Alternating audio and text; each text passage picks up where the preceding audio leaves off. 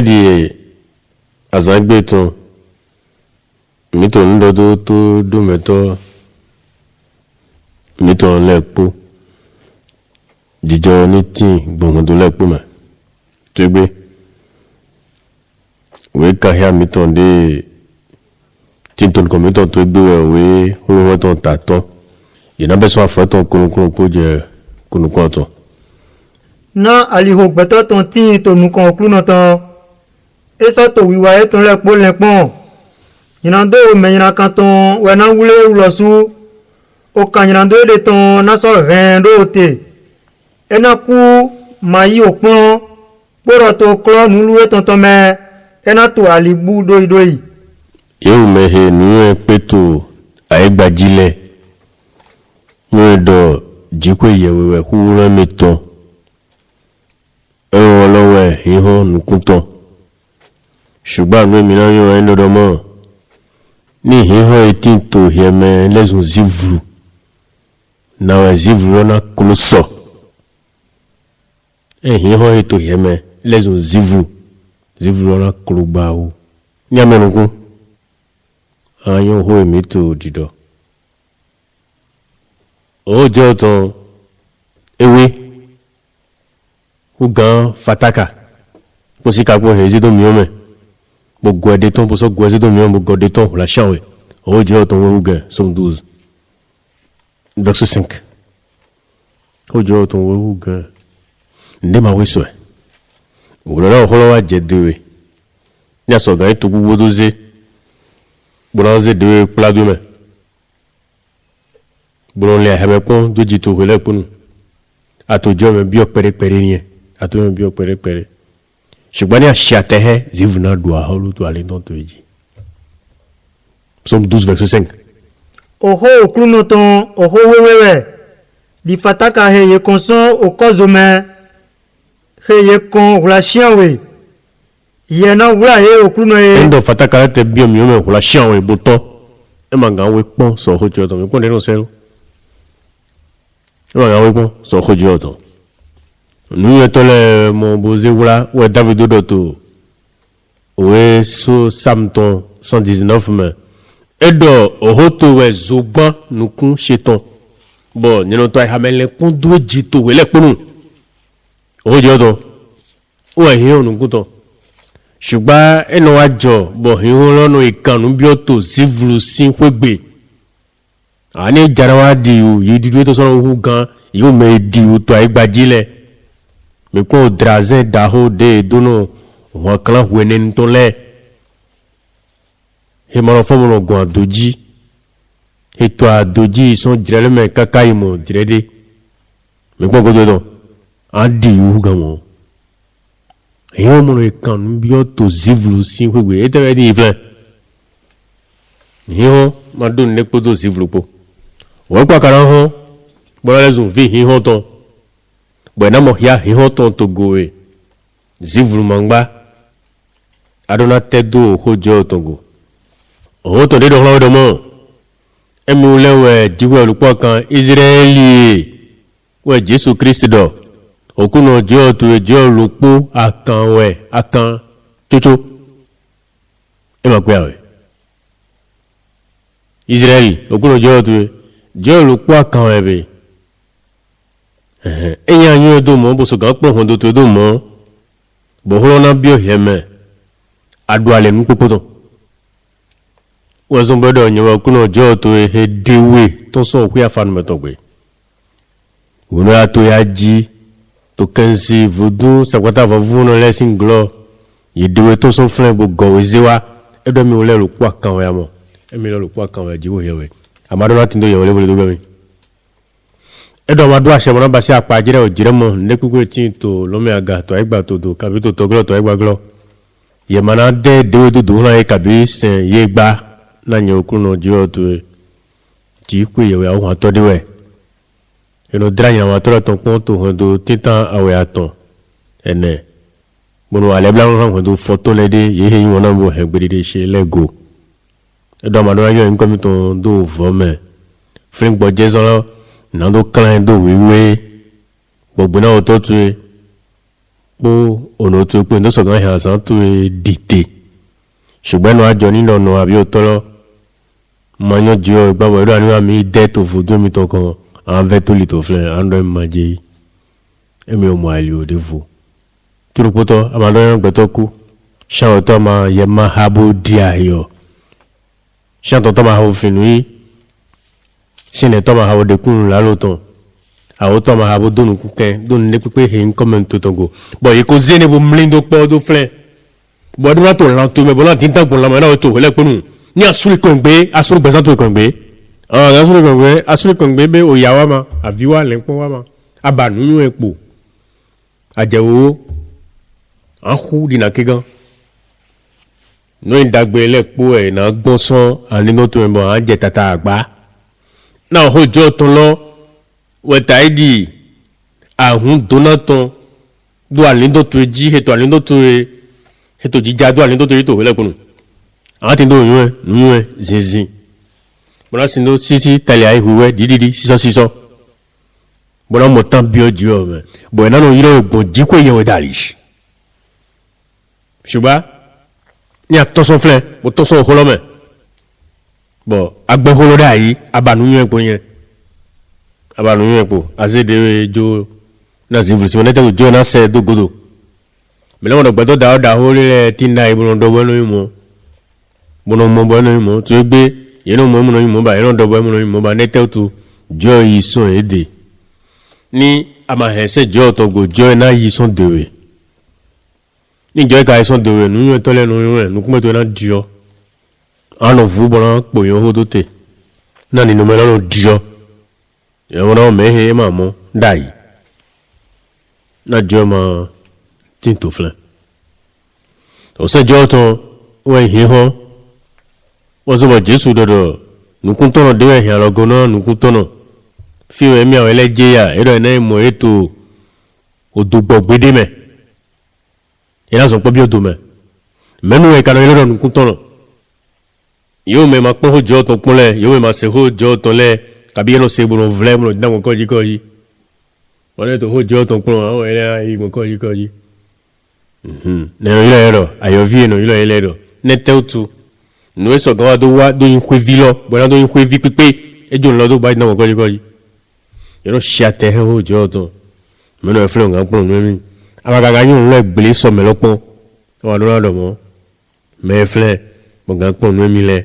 nù fúnlẹ̀ bẹ̀ jésù ẹ̀tọ́ nù pọ̀ mẹ́tò fúnlẹ̀ bẹ̀ ẹ̀mẹ́ gbẹ̀tọ́ nẹ́ ìyàrá mẹ́fúnlẹ̀ ọ̀gá pọ̀n mẹ́mi ẹ̀yìn mọ̀kọ́ yìí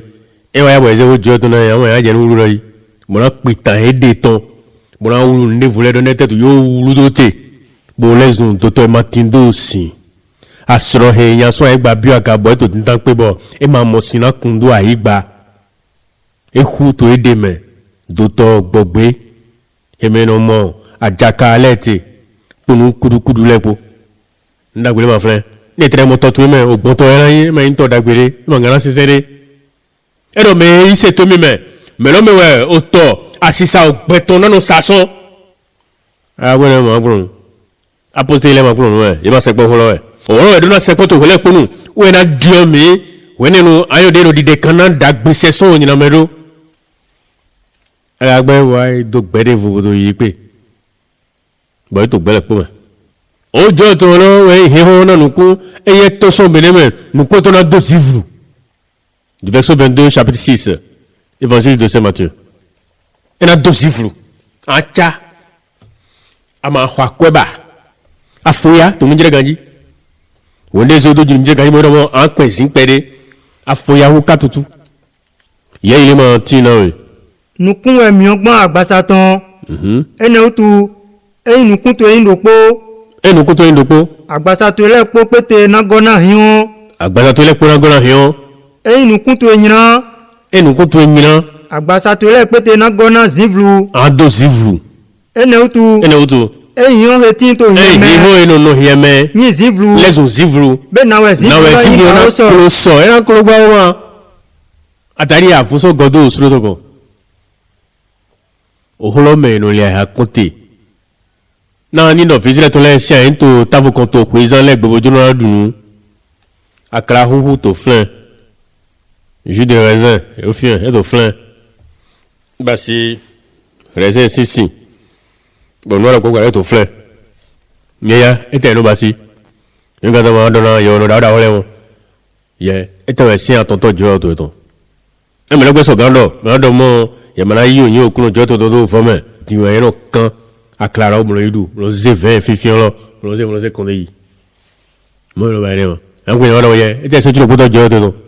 ni so do ya mo kan o ho do na gon la me na e do na to ali to blebu me so yo da me lo mo était se ja o to o so do ye ma ha bo dia yo o mo ya so kan klaro bo eno ya ji je na e yo no da wole kle yo yo eto wa sentitan amati ndo yo le vole do go ju to no he to so we afanu to we bo you know to lo le do na e de le bo do to e de le fo so mo to le kun de ga gbedo mo se gba me o le lo yo e me lo to nu din pe hogbe le e si amale gbe han fe han je godo na o ho ko we arate bo na nyo do mo zoni de mejuro sie zoni lo mayo amagase ko holo anchi zoni zima bani do holo to so mere me lo ma po ne ba mo me lo fo gbidigbidi e sa le do ton na legba pátápátá gbidigbidi me lo ma po de me lo fo e fo pátápátá ni holo to so mere me e nu mo to bo ho jo to mo hodo ile ni do nu wuru wa e ma yo wende so ganze ne do ne si teme e na nu mo lo su e ma mo tu mo to ganji bo lo le gbono to mo ne te to hojo to ma hojo to na hojo mo na he ho do nu e to mi mo loji e do mo tan bo na tu mo nu po gbanse no ko te to e ni do dai do to hojo to mo hojo do dai to e na gbofo ni ndro ku to bo hojo to mo hojo na do zivru o mo de na demeji en boutin no kudro dai maso kukudimba ama na buken o jo to na khodue boklando wepo ado so gandu ale amone do ite so tropoto ba no hia sha o to do tropoto sinteme bono se tropoto do cha o to sinteme awuru to de me awuru agbele to jo nu kan jomo kan do hosusu ni ka do jo e ba si osen ni do jiwe ye osen ni ato me bofo mo do ahole bo we ne kule ko weji bo isa ya do ne do mo ni yo do mo e vo na ko de wo e do jo do mo e ka yo mi no wale mo mi no na sisi mo no yin ton le mo no we bo so don pro mele do mo me fi mi do ga ko pe vi ni de ke mi no gbe to e ko numoto de do lo e ma o je fi eje gbejo to so wa mo lego bo isi do na se de kia ho isi juda to no mo e mi ne kwe foton dogo ye se de to ga ba se de no e do ya e ka wa je tu ji lo na we na justify na we ando de we to no to jo nu kon e de ando do e mi no yunu galoto le we e mi no finui e mi no do hibio meji to same we ando ne ya emi bianu kuna me emi do la o do kona me emi nu koto la ro henu wuru mo zanu ve un po atepo mo to ko ba do gali mele to me gija pe do ye to jena yin kabe e mo ro fi an kutu lo ni an kuku mo se kutu me go dodo mo wa to na he sivlu showe to jonu kon I don't know so gbe mo bona dibusi okuno jewe yewe towe bona ido duahu ayilo lo pe ena sio ena chasio kula showe ne nyo me to ile enyo gbelo ara gode bio zivlume bolo no zivlume bo amajuro anyo se joto amasojuro na po mele do mo bo ya so mo mele juro hia iloji me mo po nu yo me lo po le àwọn ẹnu fọ́n tó méjì àkóbíkò yà á yẹ máa dúró yìí rẹ̀ àyè fúlẹ̀ àwọn ẹnu afọ́n nǹkan tọ́jú bẹ̀ wọ́n lọ́ọ́ tẹ́ndọ̀ fúlẹ̀ àwọn ikú bìlù fi àwọn ọmọ nìyẹn tẹ̀ ní àwọn ikú bìlù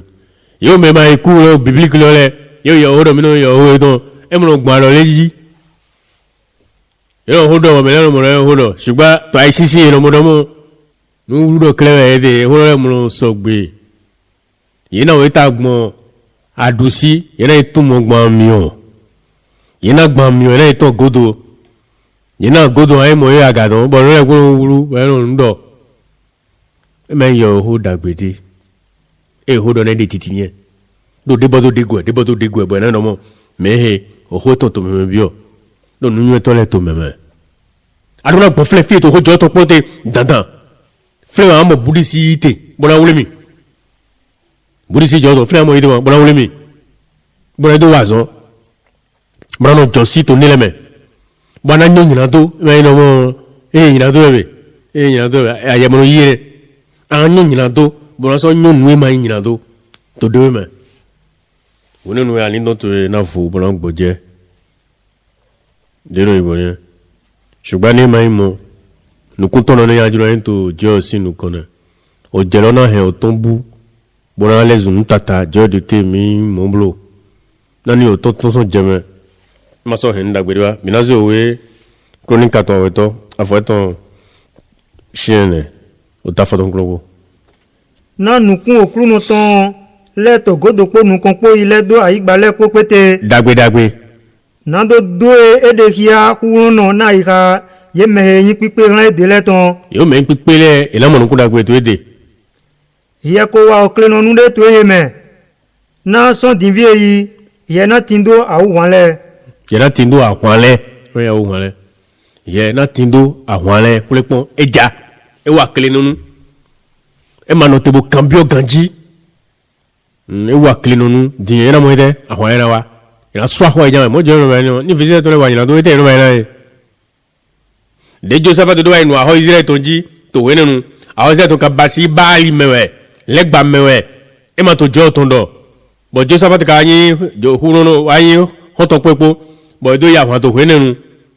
ba ho ro do ku do mo mi yo to lile gome jo wa ya ho to ne te to Joseph e basi mere bo dibusi jo we bo we ne gbon ko du ahoro e ma me pon to ta gbe ta to alopa me gbon to me plon to se jo ton ji no e jani wa no ma jani wa alopa pa li sile sile bo ko me jo ton ehun mo ya dagbe tin to ogo e ma ta di ahoro Israel ton wa ṣùgbọ́n we ne ma kan so jo de bo ai dunu he me nyina kan àwọn ale wa ma mo bi le ma fun meji bo mo ni le ko àti se yi si mele e domi le e fun deji ma àwọn so e jo no yi mo it was when they Joseph wa when they mother wala fombo yiba nga gbon Philip to ba e gro Israel do e wa chite to John go ba to veve ba to gbe yi na nyina to ton le de so vo yina Israel si vile gbe to da le meho le a vie ton le a sie ton le e me po wa Jerusalem nko e wa Jerusalem nko bo to po fifi Israel le blebu e me po wa Israel wa Jerusalem nko bo ta vivi bo di do mo jiwe ye we ma ka pe me ile jine fite mi na gbodo bi amana won le verset 3 du chapitre 19 shogan ye mo onu dagbe le to yeme to yeme ye be asiloti seson ayigba lo me boko soze ayatwe do na do to jiwe yawe din Jehoshaphat son Jerusalem e so voton yi to gbeto le shinsin son beli sheba ye mo ndagbe to menme to Jehoshaphat me ye mo hojo ton to yo me ye mo budisi to yo me ye mo talia yi to yo me ye mo wiwe to yo me to jo ayigba le pete ton nko ye to kunu etonde ye mo ndagbe to yo me àwọn gani wa fone du chapitre 20 verset 7 ye jiko yawe miton e mawe ko nya to menu ayigba heton le jegbonu to Israel o meto lenu kan bo ne ran okun Abraham hoton to ton do yi ye no fle na me wa lole e jana wa gbidi o to lo e to no fle to dodo me verset 15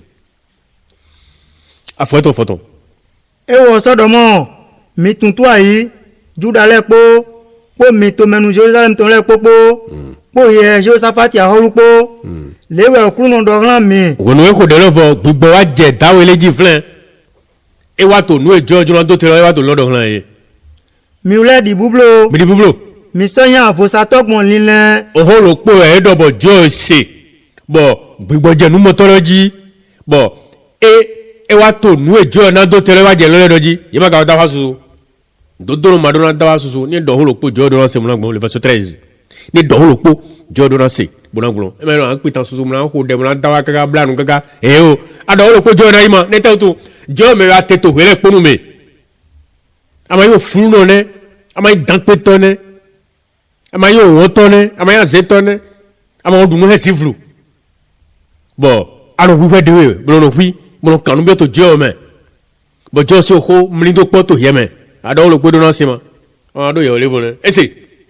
verset 13 juda le po so chite to klu nonu kan me po chite to fle to jo nu kan juda le po blebu e chite to klu nu kan po me fifin eton le po asi eton le po vi eton le po wonenu e jahazieli visunu zekalia ton lo visunu benani aton lo egbe juda le po wa ati vie no asi eton me po eton wa to hun gan bio verset 16 17 e to hun gan bio to jo nu kan bo jo wa de to so mini jete yeji o so mi na jete yeji aholu aton o to ta aton de fodo mi jere so mi na jete yeji doa yego je aga ziziton we ye gbon keji wa jalo ye na ye do mo aga fili ailo de gbon jalo yo na tumo eto eto fili mo fili le we gbon jamiji e do to flame na gbon na to pe ye ni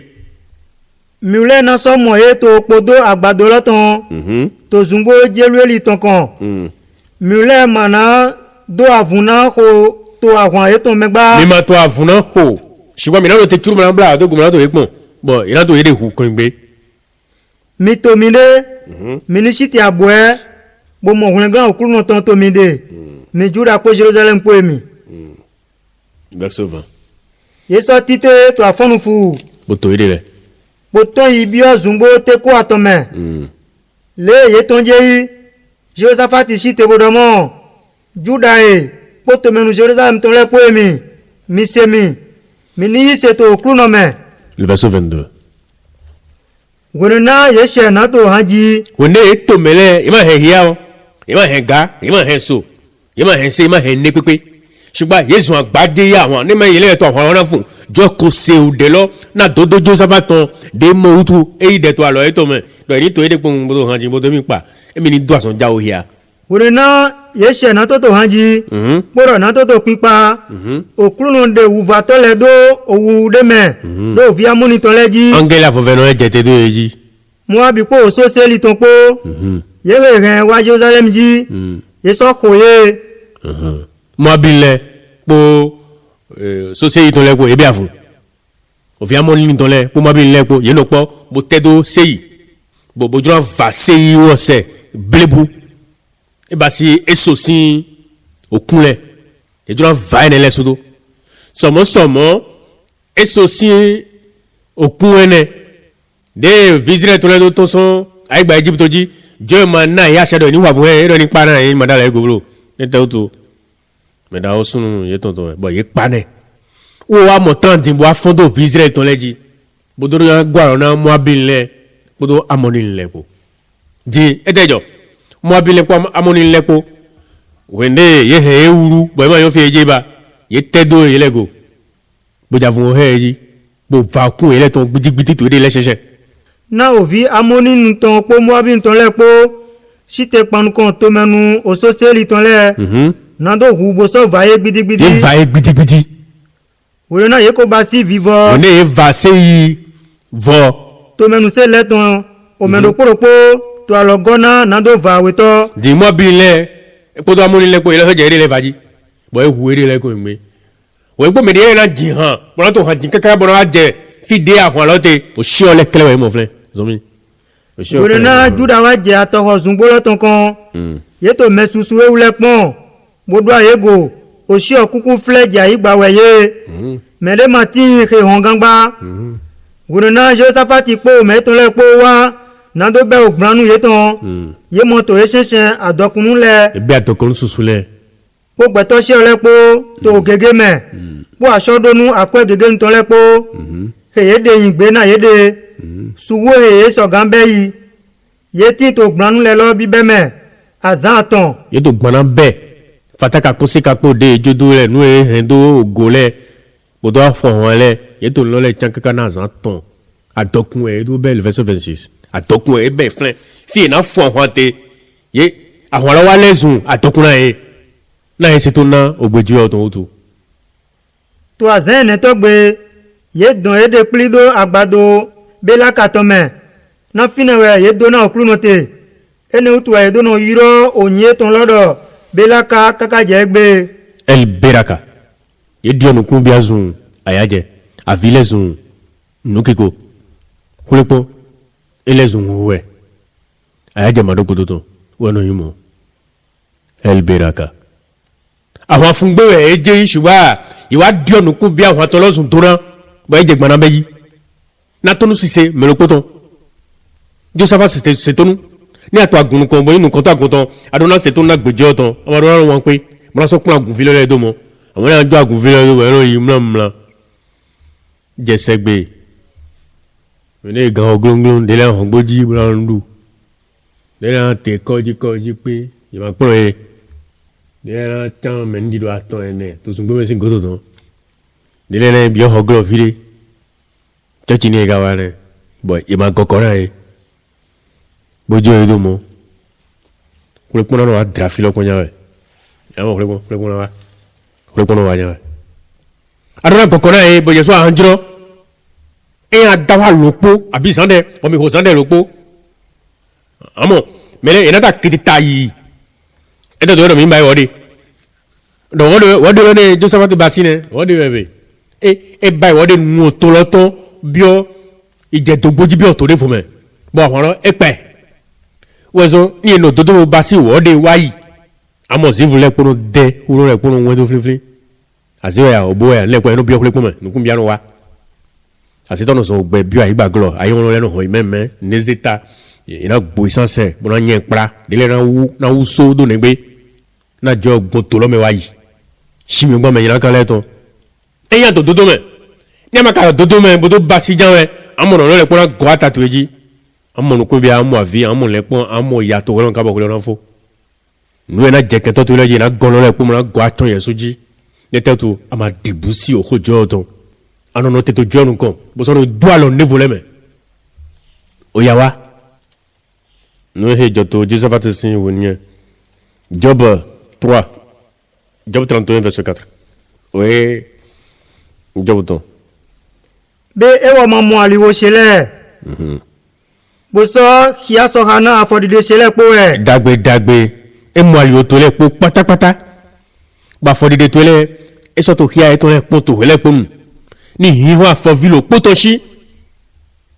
be adua ho eyo degbon fevin na wa ile gbogbo fevin wa ile lo po ma rona ji so lo vilo ma gbogbo ma rona bo awon ya he bo adona dimo ama dimo be ahona suni atine so mi Proverbe 15 verset 3 na nu konton le tin to aliwo o me de le tonji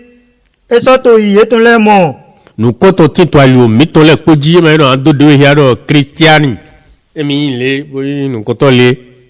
e me mo jo to ko me po aya po drapon boyon gbeto alopa dia afoya son gbigbo me lo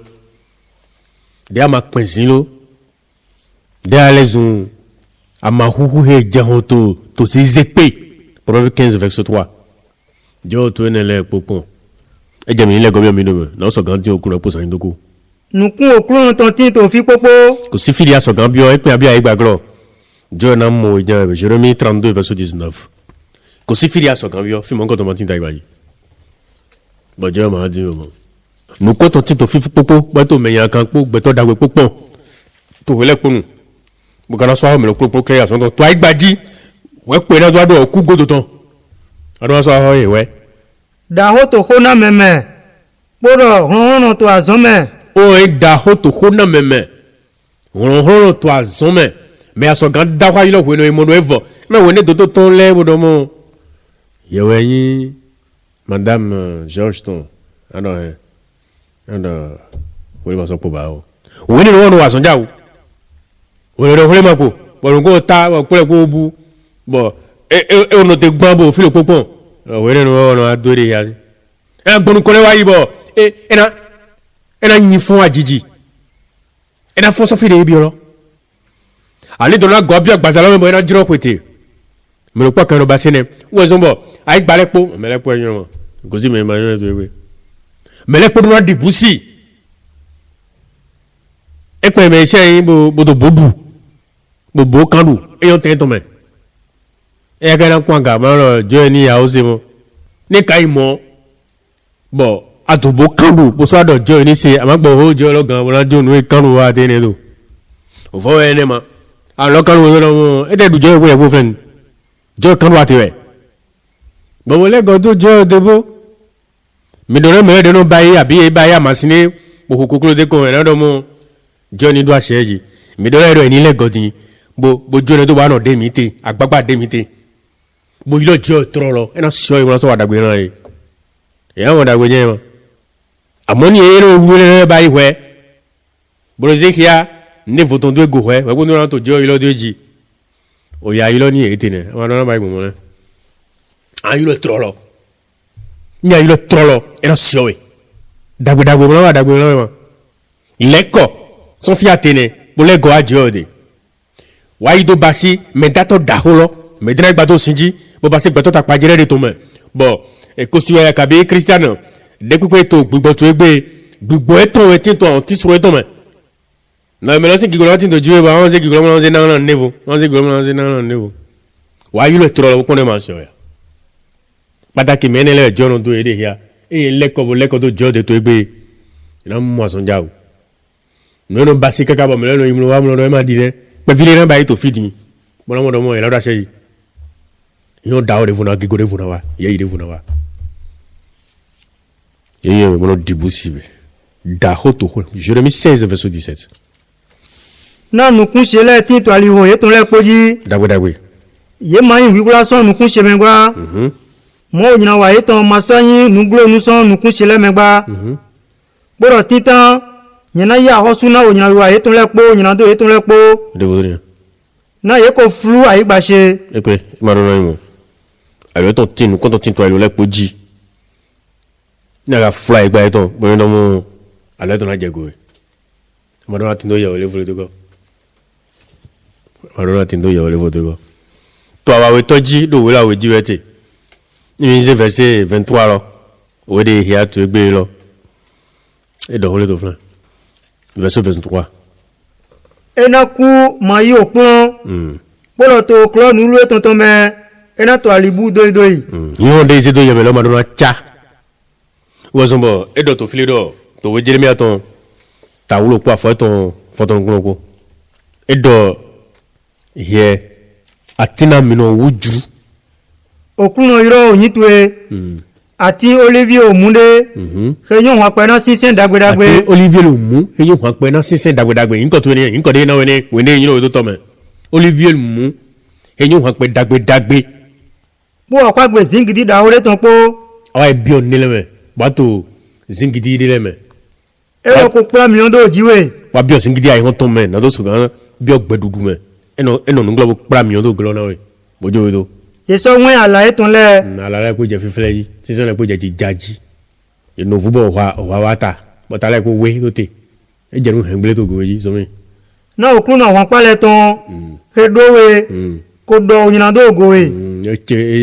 e do nyina do go we e se de ho do panu ko we na so ni to e clean a clean fo aja fo clean ji ani ka do me so do ai lo ji to e se ma do gambio la na we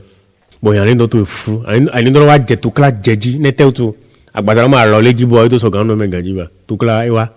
wezun eja fonu ye mo no basini ye wezun bo edo na meledo eni lego 2002 ko si ye ono dawo de ti so ni sin to afo to no ma du alo ego me mo nkan to mati eno du alo ego jawe wezun do to we Jeremia to ta to awe afo to konu kwa we ganso nye ko do 20 ye inode nye ko dowe 20 ye inode okun dagbe pete to kun leme na we yegbon dio we zun menu we do ani dio etel tu ya dio we etel tu we ajo de do bo e dio so ye ilo me gobi o si vulume na we dio we do zun nu dido ago 20 lo pare voton ran mi na e yetre yi lie do lawu ye ilie afi oro imo ye ilie do lawu bó sọ yí àdísùsù bó sọ yà dé susu tó gbọ́ àfihàn bó tó títí àgbàzá pó tẹ́kàn ganan pó. gànṣó ìyìnà tó tó inú tó yá tó nu kan ṣe. ó tó yàrá jọyọ̀ tó máa tì jọyọ̀ wà lẹ́bílámù kẹ́rẹ́dì ìyìnà tó tó yẹ à ń hìyà kẹ́rẹ́ náà kàn ní wọn bílà nídìí ẹ̀dọ̀ máa jó ìyìnà tó náà pọ́n ògbẹ́ à ń sọ kẹ́rẹ́ bí i àgbàgbọ́. mẹ́nu ọ̀dọ̀ náà rà ní diọ ní kan bí ó tẹ̀ ní wọn. àǹgá dẹ̀sẹ̀ ìyìnà tó tó ń bí ọ àǹgá bí bí ọ sọfí kẹ́kẹ́ bí ọ lọ́mẹ̀ ẹ̀dọ̀ èmi náà họ́ kẹ́rẹ́ bí i àgbàgbọ́ pé ó dẹ̀ lọ́kọ́ wòlò mọ́sẹ̀ wà tó dẹ̀ hó tó nùgbọ́ wòlò náà wà ìyìnà tó tó sí mẹ́rì bàtàn godo ete jọ dọrọ ẹdọ asọdike nsọfọ òdẹgbẹ mọnkọtọ ṣètò alọtọmẹ bablo gbogbo mi fọsẹ ẹdọ gbogbo mi fọsẹ gbọdọgbọ mi náà hàn jẹji ọmọ sẹ hàn yìí nẹtọ tó àyígbà tó hun hàn tó gbọdọ ẹtọ táyì dọmọ ẹnà kẹnu ẹnà bíọ mi nkọ ẹ hàn yìí sọnù nkọ ẹtọ bọ hàn bójú dẹrọ tó àwọn àwọn àdó àjọ ẹdọ mọ yíwá ẹdẹ 3:24 tètè hàn ẹ mọ lọ sí ni àwọn àwọn àbúwá nǹkan tó wọn bá ní dọ ẹ mọ lọ sí ni ẹ nyàmú sẹ sọ dẹkàn ẹ hàn bójú dẹrọ tó. òkúnà ye ìṣíkó yẹwé ìyẹ kò ṣe ẹ̀nà tó tó kíkúrò tó dó ìyá david wé pọ́ọ̀lù sísìn tó epo náà yẹwé tẹ́wẹ̀ tí ìfínà tó lọ́mẹ kàfítọ̀ àyígbàmẹ̀ èsọ̀gán wa kẹ́rẹ́dì àsún tó lẹ̀ gbọ́dọ̀ kẹ́rẹ́dì ò wà lọ húnlọ́nù tó lẹ̀ yẹn bẹ̀wé gbọ̀nyẹn ní ìgòdò dán gbọmọ àyígbàdàgbé tí tó jọ́dánì gòdò lọ òṣòdàgbé nọ́nẹ pó lébánọ́ ní pó ṣìgbà òkúrò náà lọ́yìn kò mẹ́gbẹ́ náà dógò náà mìtàn útu pòmọ́ tuntun àyè rán mi gbá òkúrò lọ bòdò rán mi dọ́mọ́ gbọ́ ẹni péré asọ́dọ̀kọ̀ gbẹ́kọ̀ ètò rán mi bablo asọ́dìkẹ́ sọ́fọ̀ dẹ̀gbẹ̀ mọ́ nǹkan tó ṣe tónu tó mi bablo ẹgbẹ́dẹ̀ ẹnu gbẹ́dẹ̀ jẹ́ ẹnu gbẹ́dẹ̀ mọ́ àwọn ẹ̀rọ fún wọn lọ́wọ́ mi tó dẹ̀ o mi gbọ́ kí sálẹ̀ pé nílẹ̀ tó jìwé yẹ̀ òde ní sọ̀gá yín dàgbé náà mi òkúrò fún mi kó sán àmọ̀ yìí lákàn mi mini bonyu ẹdọ jẹ ọyàn dodo rẹ pé yóò mẹ ètò àlè òdodo tó jí lẹpọ bọsọnyọ mẹyìnà kan lẹ dókpó ní mi wà nùgbọ rẹ pẹpẹ gbàgbà nùgbọ yẹn tán jẹ nígbà wà náà mi bọdọnà kristian lẹpọ jíjọ ní tí nàgùn sàn lọtọ jésù kristian ọtọ iṣẹ. Louons l'Éternel avec fête, louons-le dans cette